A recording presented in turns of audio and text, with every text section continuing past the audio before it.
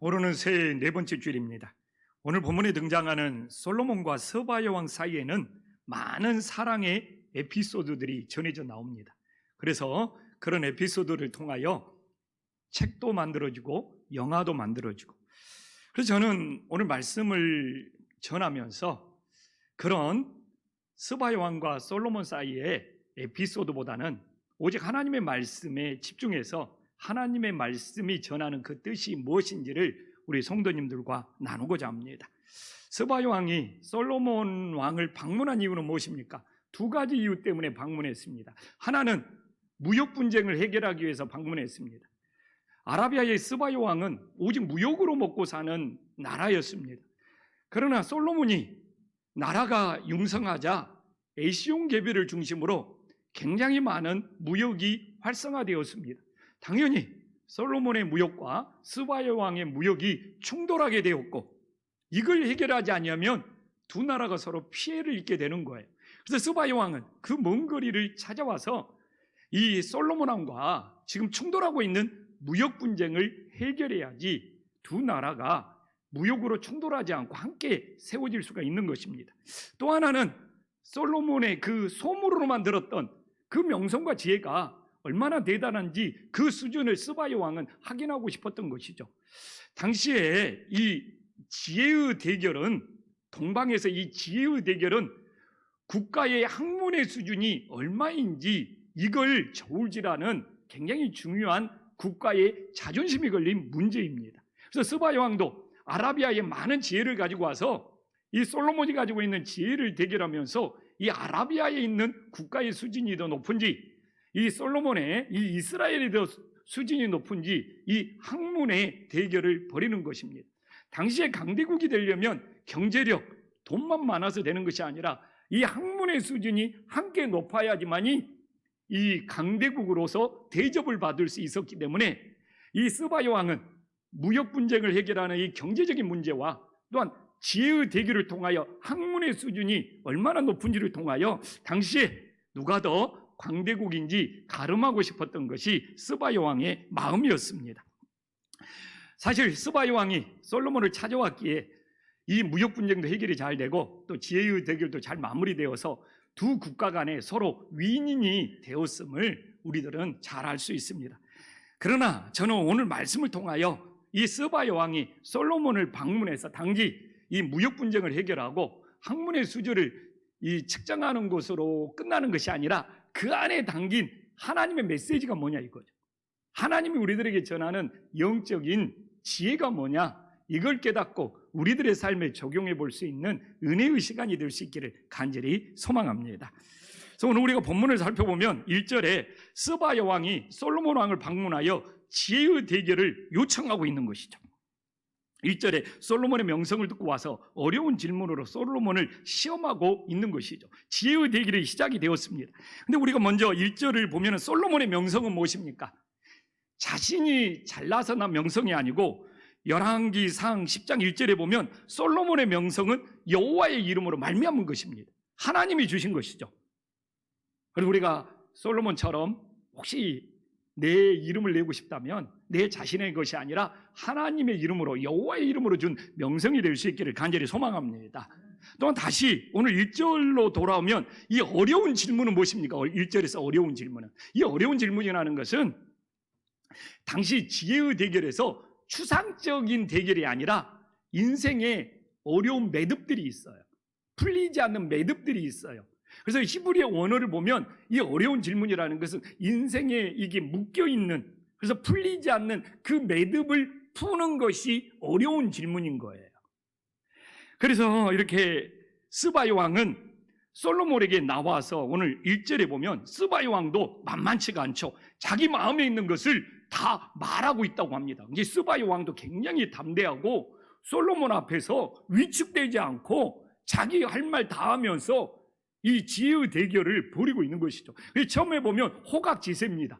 용호상박입니다. 스바 여왕도 자기가 가지고 있는 이 지혜를 모두 털어놓으면서 스바 여왕은 도전적인 입장이죠. 그래서 인생에 풀리지 않는 이 어려운 질문, 이 어려운 매듭들을 솔로몬에게 던지면서 솔로몬이 그 인생의 어려운 매듭들을 어떻게 풀었는지 시험하고 있는 것이죠. 그래서 이 스바 여왕이 당차게, 대단하게, 담대하게 전혀 위축되지도 않고 이렇게 솔로몬에게 도전장을 내밀었습니다. 그런데 오늘 2절에 보면 솔로몬은 어떻게 됩니까? 솔로몬은 몰라서 대답하지 못한 것이 하나도 없다고 나오고 있습니다. 우리는 이 스바 여왕과 솔로몬의 이 지혜의 대결을 보면서 굳이 내가 정답을 말하지 않아도 성경을 읽어보면 누가 이겼는지를 알 수 있습니다. 근데 이게 단지 사람과 사람의 대결이 아니에요. 당시 지혜의 대결은 자신들이 믿는 신에게 묻고 답을 하는 거였기 때문에 이 스바 여왕이 솔로몬에게 대결을 하는 것은 스바 여왕이 믿는 신과 이 솔로몬이 믿는 여호와 하나님의 대결로 볼 수 있는 거예요. 그래서 이 스바 여왕이 질문을 던지는 것은 솔로몬이 믿는 여호와 하나님이 얼마나 대단한지를 시험을 하고 있는 것이죠. 그래서 스바 여왕과 솔로몬의 지혜의 대결에서 승부가 갈렸습니다. 그러면 당연히 솔로몬 왕을 이겼다고 칭찬을 해야 되는데 우리가 8절을 보면 이 스바 여왕은 당신의 하나님 여호와를 송축할지다 오면서 바로 여호와 하나님의 승리라는 거예요.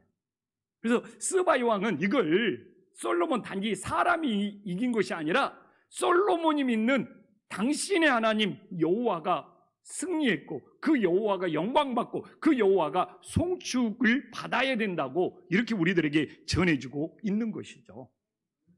그래서 이 오늘 본문의 지혜의 대결은 이 스바 여왕과 같은 한쪽에서는 인생의 어려운 문제를 자꾸 이렇게 매듭을 지어가지고 묶어서 풀 수 없게 만드는 그런 한 측면과 또 풀 수 없게 만든 인생의 어려운 매듭을 풀어가는 한 측면이 항상 이렇게 만나서 대결하는 지혜의 대결이 끊임없이 역사 속에서 이어져 내려왔습니다.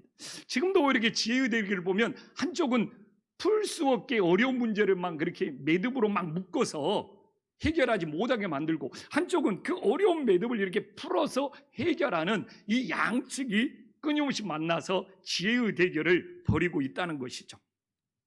근데 저는 이렇게 지혜의 대결을 벌이는 모습을 보면서 우리 인생도 별반 다르지 않는 것 같아요.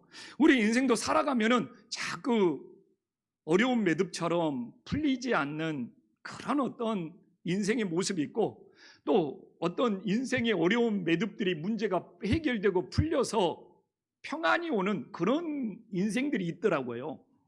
그래서 우리는 사실 우리가 믿는 하나님은 어떤 하나님입니까? 인생의 문제를 자꾸 어렵게 매듭지어서 풀리지 못하게 만드는 하나님이 아니라 오늘 솔로몬이 믿는 하나님처럼 인생의 어려운 매듭들을 자꾸 풀어서 해결해 주시는 은혜의 하나님이 됨을 믿으시기를 간절히 소망합니다. 그럼 우리가 솔로몬처럼 인생의 어려운 매듭을 풀어서 해결하시는 여호와 하나님을 믿는다면 우리는 어떻게 살고 있느냐 이거예요. 사람들의 관계가, 이웃과의 관계가 자꾸 그냥 풀리지 않는 어려운 매듭처럼 자꾸 묶여져서 상처받고 힘들게 살아가는 인생인지 아니면 그 어려운 매듭들을 하나님을 의지하면서 하나씩 하나씩 풀어가면서 평안을 누리는 인생인지 우리 자신들을 돌아볼 수 있기를 간절히 소망합니다. 그래서 많은 사람들이 가족도 그렇고 성도 간에도 그렇고 이웃과도 만나면 자꾸 그냥 묶여, 어려운 매듭처럼 묶여. 그래갖고 그냥 그 묶인 것이 풀리지 않고 지속되다 보니까 인생이 고달프고 힘든 거예요. 그러나 우리가 믿는 하나님은 우리의 인생에 묶인 이 어려운 매듭들을 풀어주시는 하나님이시잖아요. 그래서 내가 하나님과 인생에 어렵게 묶인 매듭들이 풀리고 또한 내 이웃과도 어려운 인생의 문제들이 풀려서 평안과 감사가 넘치는 복 있는 인생들이 될 수 있기를 간절히 소망합니다. 이렇게 지혜의 대결이 마무리된 다음에 이제 본격적인 무역 분쟁의 문제를 해결해야 될 거 아닙니까?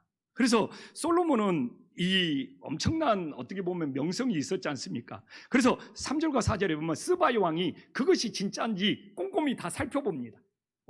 스바 여왕이 치밀어져. 소문으로만 듣고 뭔가를 결정하는 것이 아니라 직접 찾아와서 현장을 시찰하면서 얼마나 건축 기술이 대단한지, 얼마나 산의 진미가 풍성한지, 얼마나 재물이 많은지, 이것들을 경제적인 규모에 대하여 소문으로만 판단하는 것이 아니라 직접 찾아와서 눈으로 다 확인하고 있어요. 그래서 확인한 결과가 뭐냐? 4절에 보면 정신이 황홀할 정도로 대단하다고 합니다. 그래서 이처럼 이 스바이 왕은 단지 그냥 소문으로 오는 것이 아니라 이렇게 일일이 와서 꼼꼼히 다 살펴보면서 확인해가지고 이제 솔로몬과 무역 교류를 할 건지를 결정을 내리는 것이죠. 그래서 스바이 왕은 오늘 5절에 보면 어떻게 결정을 내렸습니까? 스바이 왕은 왕께 말하되 내가 내 나라에서 당신의 행위와 당신의 지혜에 대하여 들은 소문이 진실하도다 하면서 무역 교류를 할 거에 대하여 이제 최종 선택을 하고 결정을 내리는 것이죠. 저는 이 스바이 왕을 보면서 우리가 좀 오늘 5절에 보면 본받아야 되지 않습니까? 소문만 듣고 우리도 그냥 판단하고 결정한 것이 아니라 스바이 왕처럼 진실을 확인할 수 있는 그 삶이 복 있는 삶이 됨을 다시 한번 깨달을 수 있기를 간절히 소망합니다. 오늘날 가장 큰 문제는 무엇입니까? 우리들이 실패하는 이유는 무엇입니까? 저는 진실을 확인하기 전에 소문만 듣고 결정하고 판단해 버리는 거예요. 이런 인생들이 자꾸 어려움을 겪고 정말 힘든 일을 겪더라고요. 그래서 우리는 정말 많은 소문들이 들릴지라도 하나님을 믿는 자녀라면 그 소문에 의해서만 판단하고 결정하는 것이 아니라 이렇게 스바이 왕처럼 늘 진실을 확인하고 결정을 한다면 우리가 많은 실수를 줄이면서 하나님의 선한 인도하심을 받을 수 있는 복 있는 인생이 됨을 다시 한번 기억할 수 있기를 간절히 소망합니다. 그래서 스바이 왕은 어떻게 진실을 확인합니까?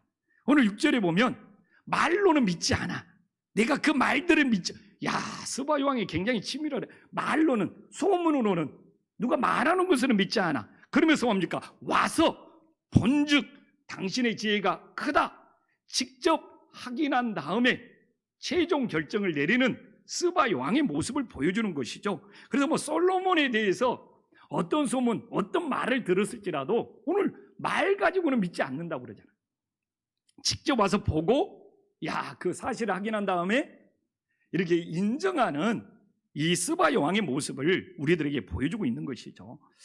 제가 목회하면서 제일 마음이 아플 때가 언제인지 압니까? 성도들이 교회의 소문만 듣고 판단하고 교회의 소문만 듣고 그걸 가십거리로 삼는 거예요. 직접 와서 이렇게 재정 문제 같은 경우는 우리 재정 장로님하고 좀 확인해 보면 얼마든지 사실을 진실을 확인해 줄 수 있는데 또 이렇게 목회적인 문제도 소문만 듣고 판단하는 것이 아니라 정말 저를 찾아오는 거 너무 좋아하거든요. 저를 찾아와서 진실을 확인해 보면 다 사실 여부가 해결이 될 텐데 우리가 왜 이렇게 진실을 확인할 수 있는 용기는 없으면서 소문만 듣고 쉽게 판단하고 결정하고 믿어버리는 그런 우를 범하는지 이게 늘 목회하면서 아쉬워요. 그렇게 이 소문들이 재밌잖아요. 또 그 소문들을 이렇게 막 서로 주고받는 것들이 짜릿함이 있어요. 그러나 우리 국민성인지 몰라도 그 소문에 대한 진실을 확인하는 그 용기는 너무 부족한 것이 없는지. 그래서 때로는 그런 것 때문에 한국교회가 어려울 수 있고 저같이 목회를 정직하게 하려고 해도 진실을 확인하는 것보다 소문에 이렇게 마음이 왔다 갔다 한다면 참 이것은 어떻게 풀어갈 수 있는 방법이 없다는 거죠. 그래서 2021년을 살아가면서는 오늘 스바이 왕을 보면서 소문보다는 진실을 확인할 수 있는 그 용기를 통하여 우리의 믿음도 바로 세워갈 수 있기를 간절히 소망합니다. 근데 이제 스바이 왕이 진실을 확인한 결과가 6절에 나오잖아요. 내가 들은 소문보다 더 크다. 이러니까 하나님께 영광을 돌리죠. 근데 많은 사람들이 소문에 비하여 그것이 거짓이라든지 소문에 비하여 그 진실이 작았을 때는 그건 부끄러운 것이 되는 것이죠. 그러나 다행히도 소문보다 솔로몬은 그 진실이 훨씬 크니까 그 진실이 큰 만큼 어떻게 되는 거예요? 하나님께 영광을 돌리게 되는 거예요. 근데 세상은 어떻습니까? 우리가 잘 알죠. 소문난 자치에 먹을 것이 없다고 그러잖아요. 이게 세상의 분위기야. 그래서 우리가 소셜 미디어 같은 거 보면 저도 한번 이게 TV에서 막 이 맛있는 막 고기를 막 이렇게 막 선전을 해요. 그리고 야 너무 맛있겠다. 제가 잘 안 사는 스타일이거든요. 잘 안 사는 스타일인데 작년 연말에 야 우리 뭐 또 코로나 집에만 있지만 TV로 한번 주문해서 그 고기를 먹자 라고 주문해갖고 먹는데 질겨서 못 먹었어요. 왜 이렇게 질긴지. 그래가지고 막 우리 집사람이 댓글 좀 달아. 왜 이렇게 고기가 질기냐고 막 후기 좀 써. 야 지금 세상에 어떻게 보면 이 직접 확인하지 않으면 그 소문이나 그 명성보다 훨씬 적어져 버릴 수 있어요. 그래서 저는 이 땅의 영적인 싸움, 이 땅의 그리스도의 모습은 소문에 비해서 그 진실이 더 커야 된다는 것이 하나님의 은혜가 됨을 믿으시기를 간절히 소망합니다. 우리 김포 한신교회가 이 지역사회에 막 소문이 났어요. 좋은 소문. 그러나 직접 와서 보니까 그 소문에 비해서 별것이 없네. 이러면 교회는 시추되는 것이죠. 목회자로 사는 저도 늘 두렵고 떨리는 마음이 그거예요. 한신교회 조영신 목사 소문이 이렇더라 했는데 확인해 보니까 소문에 비해서 별것이 없어. 이러면 어떻게 되냐 이거예요. 그래서 저는 김포 한신교회에서 목회하는 제가 가끔 기도하면서 하나님께서 왜 김포 이 외진 곳에 저를 잠잠히 조용히 목회하게 하는가. 참 하나님께서 내가 소문나는 것보다 하나님 앞에 더 진실되게 그 소문에 비해서 더 진실되게 목회하라는 하나님의 뜻도 있지 않느냐 하면서 내 자신을 돌아보게 됩니다. 그래서 우리가 많은 활동이나 많은 어떤 모임들을 가다 보면 허세가 나오잖아요. 자기 자신을 포장하게 되잖아요. 그러면 소문이나 명성에 훨씬 못 미칠 수가 있는 거예요. 제가 최근에 글을 읽으면서 우리는 파우스트를 쓴 쾌테를 잘 알잖아요. 이 인문학자. 근데 쾌테가 파우스트를 쓰기로 결정한 나이가 24살입니다. 근데 이 24살에 파우스트를 쓰려고 했던 그가 파우스트 책을 완성한 것이 82세예요. 58년에 거쳐서 파우스트라는 책을 기록을 한 것이죠. 근데 왜 58년이 걸렸는지 압니까? 소문에 비해서, 책 소문에 비해서 안에 진실이 부족할까 봐 58년을 고민해서 파우스트를 완성을 했어요. 그럼 파우스트를 보면 악마와의 거래로 생각하는데 그건 악마와의 거래는 눈에 보이는 이 것이고 파우스트가 전하려고 했던 것은 세상이 아무리 발전할지라도 그 발전한 세상의 문제를 해결하는 것이 아니라 또 다른 문제를 끊임없이 만들어낸다는 거예요. 그 당시 이 중세가 허물어지면서 이제 근대가 시작이 되면서 이렇게 종교개혁이 시작하면서 이 세상의 흐름이 인문주의, 사람이 주인이 되려고 하거든요. 그래서 사람이 세상을 발전시키면 모든 문제가 해결될 것 같은데 쾌테의 이야기는 그거예요. 아무리 이 세상이 발전해도 또 다른 문제는 생기게 된다는 거예요. 그래서 그 일부는 악마와의 거래지만 2부에 가면 쾌테가 이렇게 좀 이게 간척 사업을 하면서 그 당시 땅을 넓히는 것은 대단한 일이거든요. 근데 또 간척 사업을 하니까 또 거기서 엄청난 문제들이 생기는 거예요. 너무 거기서 일하면서 이 노동하면서 학대당하는 사람도 생기고 여러 가지 문제가. 그래서 괴테는 앞으로도 아무리 역사가 진보하고 발전해도 거기는 반드시 또 다른 문제가 생긴다. 그렇기 때문에 사람이 역사가 발전하면 모든 문제가 해결되면 신이 필요 없다고 그러거든요. 그것이 인문주의거든요. 이 세상이 발전하면 하나님이 필요 없다. 근데 괴테는 아니에요. 이 세상이 아무리 발전하더라도 거기는 반드시 또 다른 문제가 생긴다. 인간은 문제 속에 살아갈 수밖에 없기 때문에 그 문제를 해결할 수 있는 주님을, 하나님을 만나야 된다는 것이죠. 괴테가 17세기 사람이지만 400년이 흘렀습니다. 얼마나 이 역사가, 이 문명이 발전했습니까? 그래서 문제가 다 사라졌습니까? 아니에요. 또 다른 문제가 끊임없이 생기고 있습니다. 어떻게 보면 예수님이 재림할 때까지 이룰 줄 몰라요. 이룰 수 있어요. 그렇기 때문에 우리는 사람이 문제를 완벽하게 해결하는 것이 아니라 이 문제를 해결할 수 없는 이 세상에 살면서 오직 주님을, 하나님을 붙잡을 수 있는 믿음의 자녀들이 되기를 간절히 소망합니다. 그래서 사실 우리들이 소문에 비해서 정말 소문난 잔치에 먹을 것이 없다는 말이 세상에 생긴 것처럼 하나님의 자녀가 이러면 하나님 영광 가리잖아요. 그래서 우리는 정말 소문에 비해서 우리의 진실이 더 커서 하나님께 영광 돌릴 수 있는 믿음의 자녀들이 될 수 있기를 간절히 소망합니다. 여기까지 보면 솔로몬이 대단하고 솔로몬이 지혜의 대결, 또 솔로몬이 이 경제적인 것이 훨씬 더 큰 것처럼 보이죠. 그러나 스바 왕이 눈에 보았던 그 궁궐이나 눈으로 보았던 재물이나 눈으로 보았던 산의 진미가 아닌 눈에 보이지 않는 본질을 깨뜨려 봐버려요. 그래서 어떻게 보면 저는 이 스바 왕과 솔로몬의 대결은 초반전은 전반전은 솔로몬이 이긴 것 같지만 제가 봤을 때는 후반전에 스바 왕이 역전한 것 같아요. 왜? 눈에 보이는 것이 전부가 아니라 눈에 보이지 않는 본질을 깨뜨려 보는 거예요. 그래서 스바 왕이 눈에 보이지 않는 첫 번째 본질은 어떻게 봅니까? 오늘 8절에 보면 솔로몬을 왕의 자리에 세운 본질은 뭐냐 이거예요. 우리는 그럴 수 있잖아요. 솔로몬 궁궐 대단하다. 와, 음식 대단하다. 재물 대단하다. 근데 전혀 봐보십시오. 당신을 세우신 하나님이 대단하다는 거예요. 스바, 저는 여기서부터 그냥 쉽게 말하면 이 스바 왕이 전세를 뒤집는 것 같아요. 솔로몬 당신이 가지고 있는 것이 대단한 것이 아니라 그걸 당신에게 주신 하나님 아버지가 대단하다는 거예요. 여호와 하나님이 대단하다는 거예요. 이걸 볼 줄 알아요. 그러면서 뭐라고 말합니까? 당신을 왜 왕의 자리에 세웠느냐? 이 자리의 본질, 위치의 본질을 알아야 되거든요.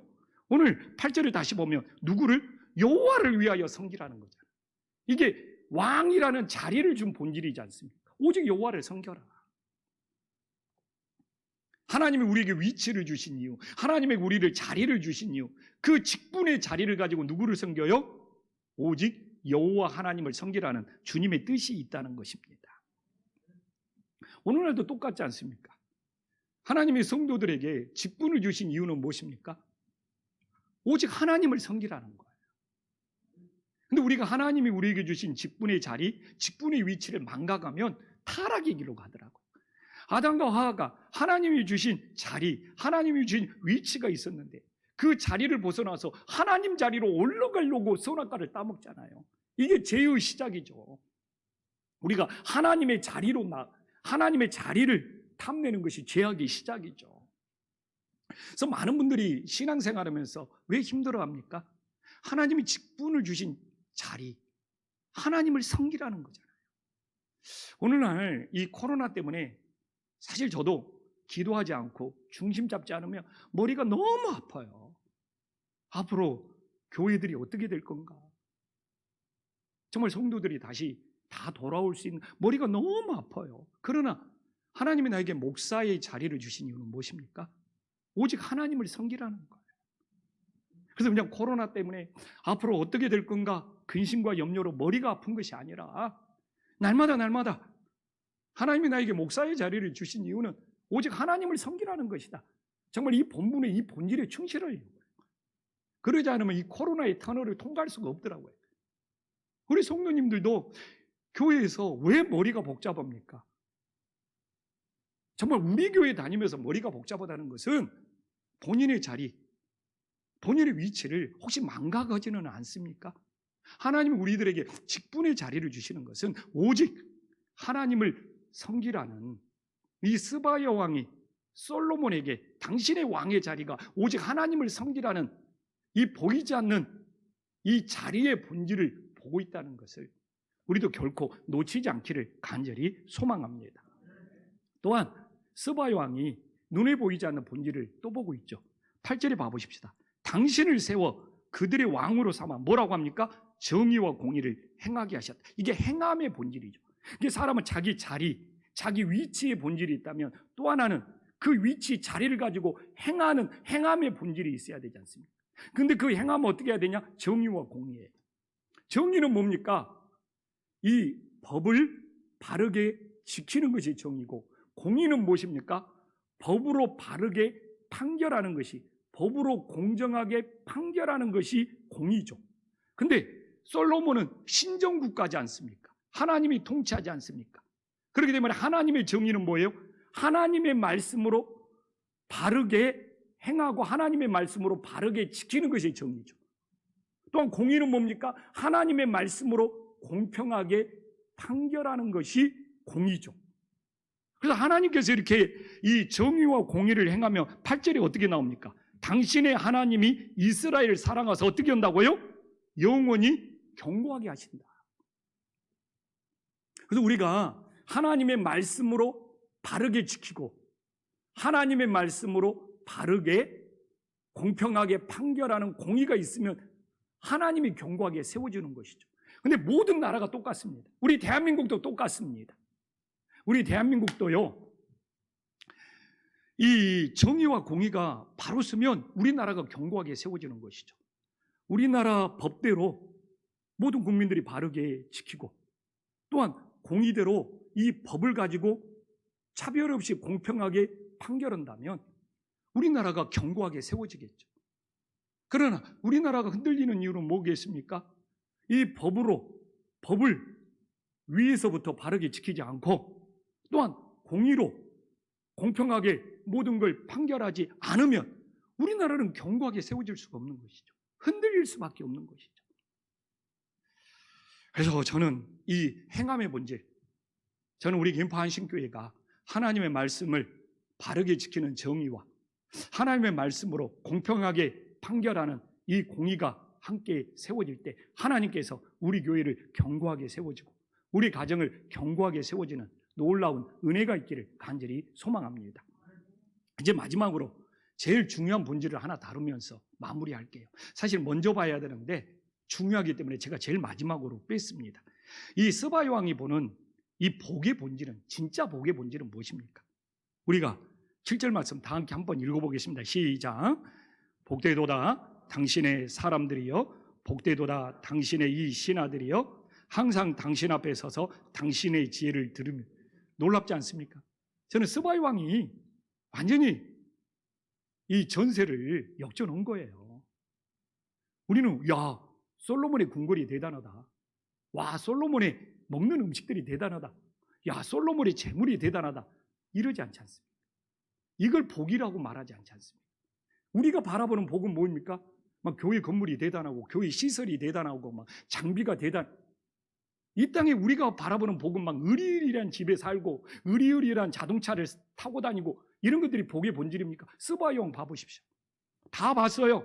솔로몬의 웅장한 막 궁궐, 막 화려한 건축물, 막 산의 진미, 엄청난 재물, 막 화려한 의복, 그걸 복이라고 하지 않지 않습니까? 그리고 진짜 복은 뭐냐? 지혜로운 말씀을 듣는 것이다. 이야, 스바야 왕 대단해. 나는 솔로몬이 한 방 먹은 것 같아요. 오히려 그냥 눈에 보이는 것으로 평가하면 솔로몬이 으쓱할 것 같은데 눈에 보이지 않는 본론을 가지고 솔로몬의 전곡을 찔러버립니다. 당신의 왕의 자리의 본질이 뭐냐? 오직 하나님을 섬겨라. 왕으로서 당신의 행함의 본질이 뭐냐? 정의와 공의를 행하라. 이스라엘 땅이 진짜 복을 받는 것은 무엇이냐? 하나님이 솔로몬에게 주신 그 지혜의 말씀을 듣는 거다. 근데 우리는 무엇을 복의 본질로 보고 있습니까? 혹시 다 눈에 보이는 곳으로. 야, 규모가, 시설이, 집이 타고 다니는 것이 예수님 믿는 사람들은 이러면 안 돼요. 본질을 못 보는 거예요. 그래서 스바야 왕이 예수님의 칭찬을 받습니다. 세상에 예수님의 칭찬을 받는 거 대단한 거 아닙니까? 마태복음 12장 42절에 봐보십시오. 남방 여왕이 솔로몬의 지혜로운 말씀을 들으려고 땅끝에서 왔다는 거예요. 이 땅끝에서 천리가 넘는 길을 넘어서 지혜로운 말씀을 들으려고. 이야. 그래서 우리는 뭐 복이라는 것이 막 이 복의 본질. 그래서 마태복음 12장 42절에 보면 솔로몬보다 더 큰 이가 예수님이면 우리들에게 전하는 메시지죠. 예수님께 하나님의 말씀을 듣기 위해서 스바 요왕처럼 땅끝에서 천리길도 마다하지 않고 찾아와서 하나님의 말씀을 사모하는, 하나님의 말씀을 듣는 열정이 있어야 된다는 거죠. 근데 코로나 때문에 우리들이 가정에 있든 교회에 있든 주님의 말씀을 들어야 하는 진짜 복의 본질을 놓쳐버린다면 모든 것이 다 무너지는 거 아닙니까? 정말 스바이 왕처럼 천리길이 넘는 길을 오직 그 지혜의 말씀을 듣겠다고 찾아온대. 솔로몬보다 더 크신 예수님이 우리의 구주가 된대. 그 주님의 말씀을 듣기 위하여 나도 천리길도 마다하지 않고 찾아올 수 있는 그 사모함이, 그 간절함이 있느냐, 이 메시지를 전해주고 있는 것이죠. 우리는 5만 번 기도응답을 받은 조지 밀러를 잘 알 겁니다. 저는 책 제목부터 바꿔야 되지 않느냐, 이런 생각도 있어요. 조지 밀러는 예수님을 믿고 3년이 지나도록 기도응답을 한 번도 못 받았어요. 이 조지 밀러는 첫사랑이 없었습니다. 3년이 넘도록 기도응답이 하나도 없는 거예요. 막 고아원을 설립하고 막 고아원에 막 1,000명, 2,000명 고아들이 모여들어서 고아원에 이 고아들의 아버지가 된 이 조지 밀러가 예수님을 믿고 3년 동안 기도응답이 하나도 없는 거예요. 근데 기도응답이 시작이 됐어요. 3년이 지나서 날마다 성경 말씀을 읽으면서 성경 말씀 붙잡고 기도하니까 기도응답이 시작이 된 거예요. 그래서 조지 밀러가 우야! 3년 동안 기도응답이 전혀 없었는데 매일매일 하나님의 말씀을 붙잡고 씨름하면서 기도하니까 응답이 시작되네. 그래서 조지 밀러가 성경을 100번 넘게 읽었다고 합니다. 100번 넘게 읽었다고. 그냥 전하는 것만 100번이고 그것보다 이야. 그래서 조지 밀러가 내가 매일매일 날마다 말씀을 묵상하는데 저녁에 막 애통하면서 회개하는 날이 있어요. 고아들이 3,000명이 넘다 보니까 그 고아들을 막 돌보다가 정신없이 부려. 어떤 날 자기도 모르게 그날 말씀을 묵상하지 않는 거예요. 그러니까 저녁에 내가 하루라도 말씀을 묵상하지 않는 날은 내가 이 하루를 잃어버린 것이다. 하루가 없어져 버린 거다 하면서 막 하나님 앞에 애통하면서 회개 기도를 한 거예요.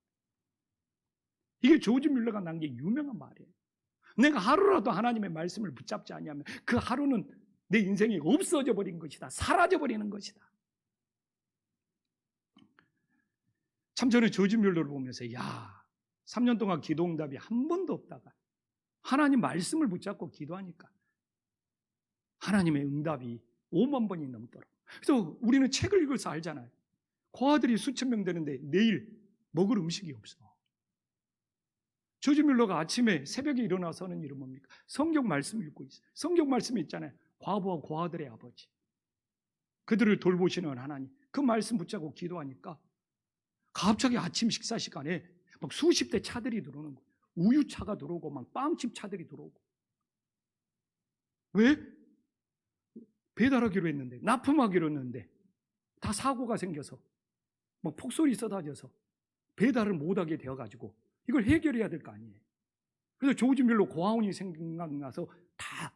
근데 조지 밀러가 한 일은 뭐냐? 아침에 일어나서 하나님 말씀을 보는데 과부와 고아들의 아버지, 그 내용이 나와서 그거 붙잡고 눈물을 흘리면서 기도하고 있는데 갑자기 막 차들이 막 납품이 취소됐다고 막 차들이 와가지고 그 고아들이 풍성하게 먹었다는 것, 우리는 책을 내용에서 다 알잖아요. 그 시작이 뭐냐? 3년 동안 전혀 기도 응답이 없었던 조지 밀러가 매일매일 하나님 붙잡고 씨름하면서 기도하니까 5만 번이 넘는 기도응답. 그래서 우리는 5만 번이 넘는 기도응답만 알고 있지 조지 밀러가 100번이 넘게 성경을 읽었다는 것은 기억하는 사람들이 별로 없더라고요. 정말 오늘 스바 여왕을 보면서도 조지 밀러를 보면서도 눈에 보이는 것이 전부가 아닙니다. 교회를 바라봤을 때도 눈에 보이는 것이 전부가 아닙니다. 눈에 보이지 않는 이 자리의 본질, 행함의 본질, 말씀의 본질을 붙잡을 때 하나님께서 진짜 복으로 우리를 인도하심을 다시 한번 기억할 수 있기를 간절히 소망합니다. 기도하겠습니다.